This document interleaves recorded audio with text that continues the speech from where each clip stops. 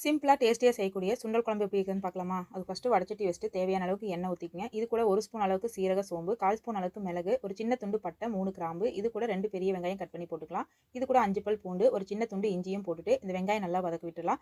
வெங்காயம் நல்லா கண்ணாடி பதத்துக்கு நல்லா வதங்கினதுக்கு அப்புறமா அடுப்பு ஆஃப் பண்ணிருங்க. இதுக்கப்புறமா 1 1/2 ஸ்பூன் அளவுக்கு கொத்தமல்லி தூள், 1 ஸ்பூன் அளவுக்கு மிளகாய் தூள், 1/2 ஸ்பூன் அளவுக்கு மஞ்சள் தூள் போட்டுட்டு ஒரு கைப்பிடி அளவுக்கு தேங்காயும் போட்டுக்கலாம். இது நல்லா ஆற விட்டு மிக்ஸி ஜார்ல அரைச்சு நல்லா நைஸா அரைச்சு எடுத்துக்கலாம்.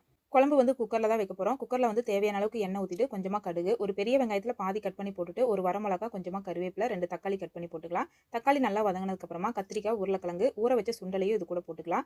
இதுக்கப்புறமா ஒரு 1/2 ஸ்பூன் அளவுக்கு மஞ்சள்தூள், இந்த குழம்புக்கு தேவையான அளவு உப்பையும் போட்டுட்டு இது நல்லா கலந்து விட்டுக்கலாம். இதுக்கப்புறமா அரைச்சு வச்ச அந்த மசாலாவையும் இது கூட ஊத்திக்கலாம். இந்த குழம்புக்கு தேவையான அளவு தண்ணியும் ஊத்திக்கலாம். குழம்பு வந்து நான் இன்னைக்கு கொஞ்சம் கெட்டியா தான் வைக்க போறேன். உங்களுக்கு எந்த மாரி வேணுமோ அதுக்கேத்த மாரி நீங்க தண்ணி ஊத்திக்கங்க. அதுக்கப்புறமா ஒரு 3 விசில் விட்டு எடுத்துருங்க. அவ்வளோதான், சூப்பரான சுண்டல் குழம்பு ரெடி ஆயிடுச்சு. லாஸ்ட்டா கொத்தமல்லி தழையும் நீங்க போட்டுருங்க. இந்த குழம்பு பார்த்தீங்கன்னா, நீங்க சாதம், இட்லி, தோசை எல்லாத்துக்குமே நல்லாயிருக்கும். இந்த குழம்பு சாப்பிடறக்கு நமக்கு மட்டன் குழம்பு சாப்பிடுற மாரியே இருக்கும். ட்ரை பண்ணி பார்த்துட்டு எப்படி இருக்குன்னு கமெண்ட் பண்ணுங்க.